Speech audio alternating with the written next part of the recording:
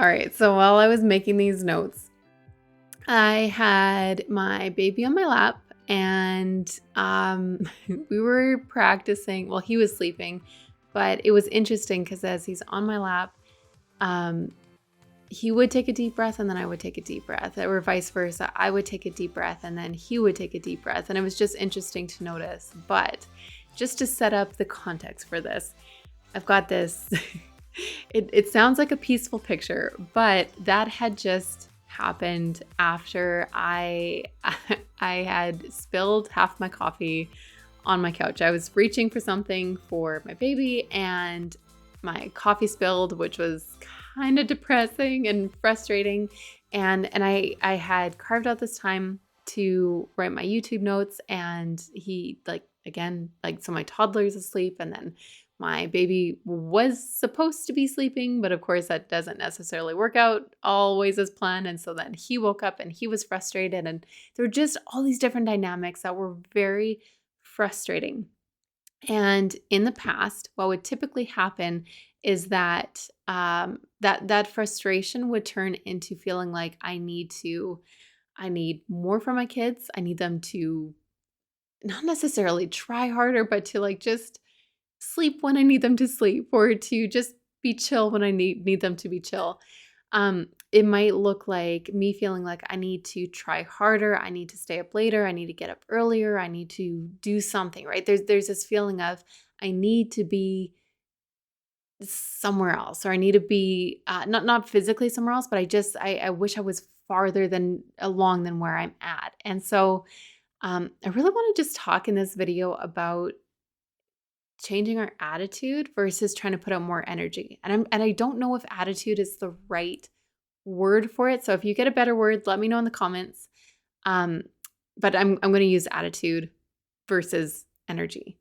And I'm going to say right off the bat that focusing on your attitude versus trying harder and putting out more energy in some way, shape, or form, it is not glorious. It does not sound good. It does not, like, even as I talk about it, I'm like, oh, this just doesn't, it doesn't sound good, right? It's not like this really, I don't know. It's not going to be, I think for some of you, for the person who needs to hear it, it's going to be incredibly relieving. But it's not going to be, this isn't one of those videos that is like you send out to everybody because they're like, wow, this is like the key to success. And this is like the thing that's going to change your world. It has changed my world, but in an opposite way, right? Again, like where I'm feeling stuck, and I would typically feel or want to figure out what I need to do or change in my schedule, or in how I'm in how I'm handling my time so that I can be more productive. Instead, I've been changing instead of again, instead of focusing on what I can change schedule wise, I'm just pausing and changing my attitude in a situation, and just moment by moment, wherever I am frustrated or feeling like I'm behind, I'm learning to, instead of trying to push myself more, I'm pausing and changing my attitude and engaging with where I am and with what's going on, even when that is a very big loss with spilling a cup of coffee that I was totally wanting to enjoy. It's just in that moment, right, where you could totally be frustrated and feel behind and start to condemn yourself and start to just feel like the world's out to get you, or pause and change your attitude, take a deep breath, and just be okay with wherever you're at, with whatever is going on. And I've had this where I've been recording and I will get to the end and find out that my like the video stops recording. I don't know why, but the video on my camera will just stop recording at half an hour. So I have to make sure that I set up a timer so that if my recordings go over that time, like I edit it down, but if my recording goes over that time, I have to um make sure that I hit the record button again. Otherwise I don't have the video footage. At first, when that would happen, that is an incredibly frustrating moment when you finally did everything that you needed to do to get to the point of recording. And I know for each one of you, your kingdom work is going to be different, but you're likely going to have moments where it's like, okay, now you've started to do the work and something just happens to just wipe you or take you out emotionally, right? Where it's like it was you had to just spend all this emotional energy to get to where you are, and then the smallest thing happens, and it feels like you've taken 3 steps forward, now you're 5 steps back kind of feeling. And in that moment, if you can learn to pause and just again accept where you're at, it's not like it again,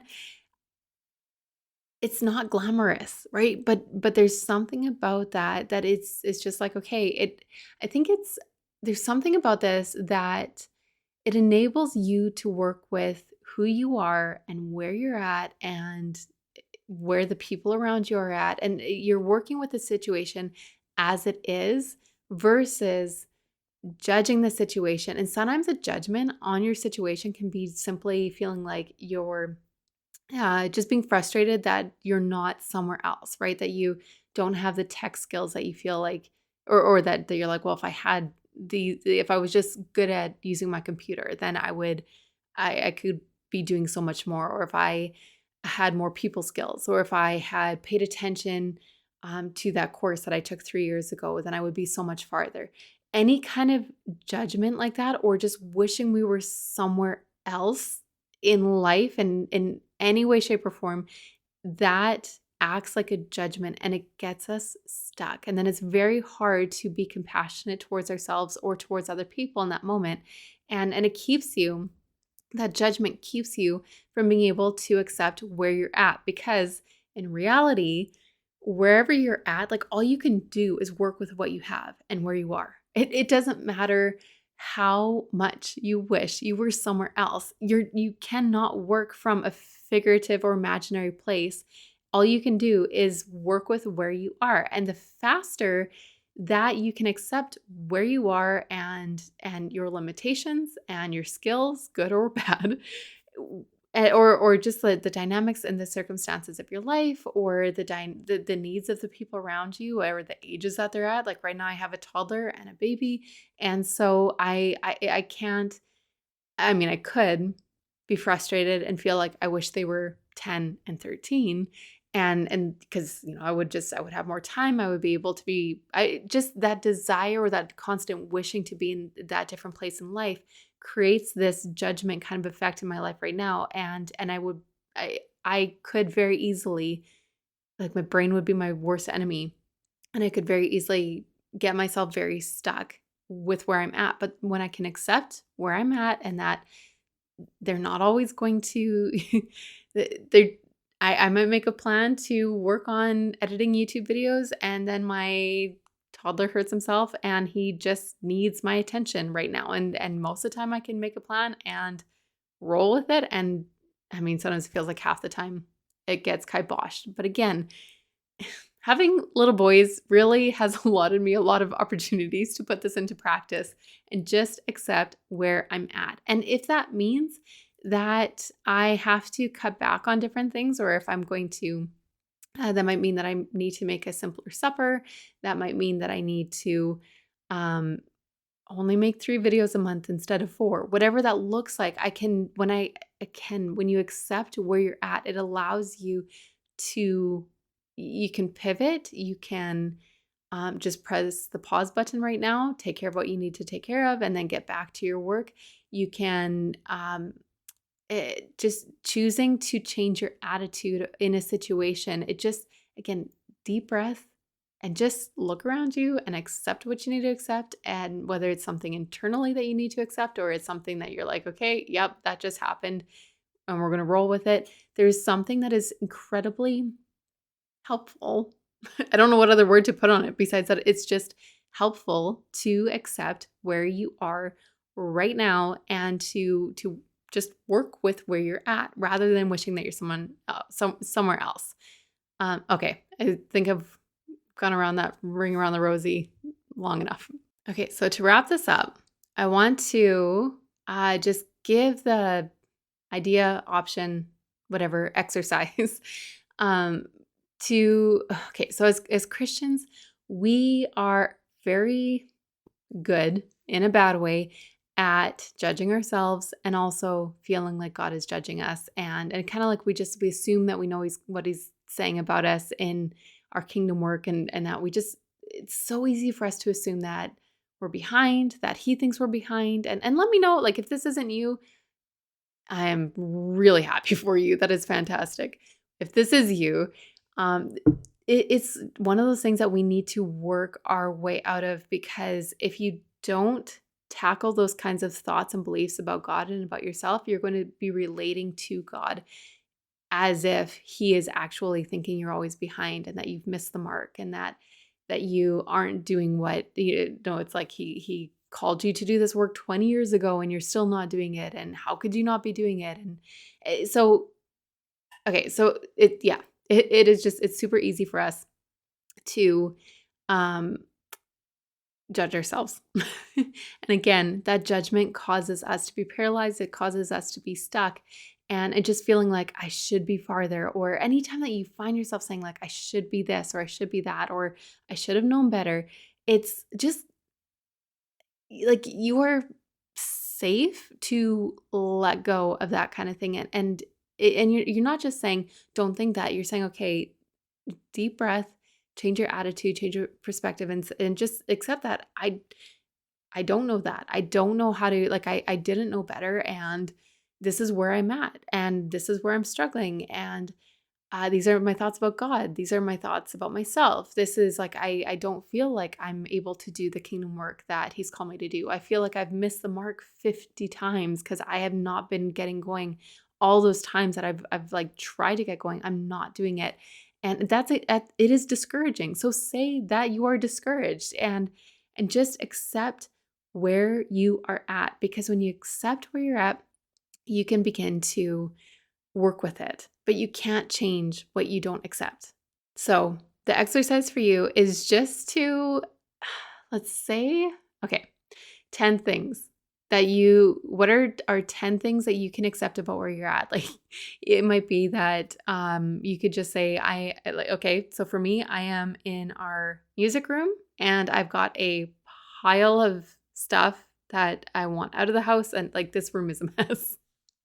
And I've got my little corner that's here where I'm recording, but like, I want this stuff gone. I'm going to be working on it, but that stuff is there. I can accept that. I make my YouTube notes and I feel really excited when I make the notes, and then I go to record and I'm like, I feel like I just can't put my thoughts together, and that's very frustrating. And I can work on that. I can change that. But again, just so my challenge slash invitation to you is just to list off 10 things with where you're at, whether it's internally. It could be your beliefs about God. It could be somewhere where you wish you were somewhere else, but you're not. Where are you? Like, just label and say out loud, where are you now? And how can you, so say 10 things that just helps you accept where you're at. And then if you want to keep going with it, then you start to ask the question of like, how can I work with this now? Hey, it's me, Amy, here to interrupt myself to introduce to you the free Step of Faith 5-day mini course that'll take you from chaos to clarity, stuck to small stepping, and helpless to hopeful. Check it out in the description below. If you know what you want to do for Jesus, but despite your best efforts have not been able to make it happen, then this is for you. It's a simple course that is designed to help stop you from spinning your wheels and instead get traction and get moving in the right direction. It starts with the first small step and ends with a life well spent on Jesus. If you're ready to let me help you take that first small step of faith, then click the link below to sign up for free. Okay, so for example, with my notes, when I'm writing them down, I feel really excited, and because I go from I'll try to make this short. When I have an idea, I record, I do make a voice recording, and then I use that voice recording to make my notes, and then I take those notes and I make then I make the video. What I could do is, because that voice recording is really helpful for me to just kind of like get my brain on the right track, I could then, if I'm going to work with where I'm at, I'm accepting where I'm at and that this is something that I want to work on, and I'm kind of frustrated with where I'm at right now with it. what I could do is to re-listen to that recording right before I make the video, just to get my brain thinking along that track again.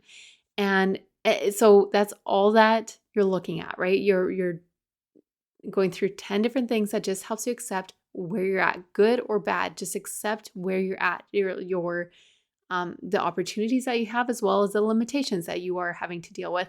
And then ask the question of, how can I work with this? And there might be some things where you're like, you know what? That is a reality in my life. I don't necessarily like it, but I'm not going to work on changing it. It's okay for it to sit there. Other things, you might see something and you're like, yeah, you know what? I totally want to change this.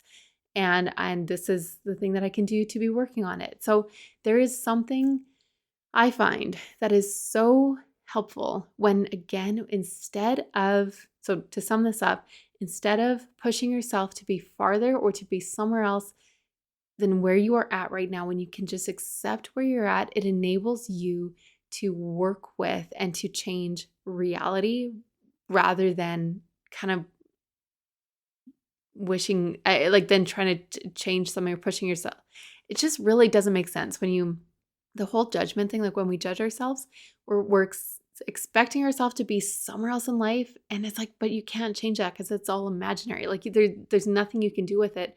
And all that does, those unhelpful expectations and that mental internal dialogue where we are constantly criticizing ourselves or just wishing we were somewhere else, there is nothing you can do with that because it's not real. It is not reality. And so all you can do is accept where you're at and begin to change that, or just keep on accepting it. Like, it's not accepting where you're at doesn't mean that you need to change where you're at. It's some things you're like, this is part of my life and it's totally fine to sit there. Other things you can change, but you can't do it until you accept where you're at. Okay, enough said. Let me know in the comments if that was helpful, and let me know something in the comments that one of the 10 things for you. What is something that you just really need to accept with where you're at, good or bad? This isn't necessarily good stuff. Like, you might need to accept that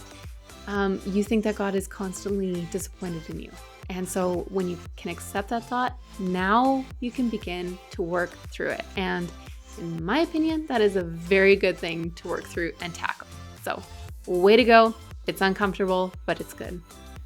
Before I forget, did you know that if you don't water a plant, it dies? So this plant, I have a routine. I've got a bunch of plants and I have a routine with watering them. And I brought this plant out here a couple weeks ago it was supposed to be a nice background for the videos, but I came out here the other day and found it to be very, very dead. So my apologies for the ugly plant in the background. I think I'm going to get something fake for back there because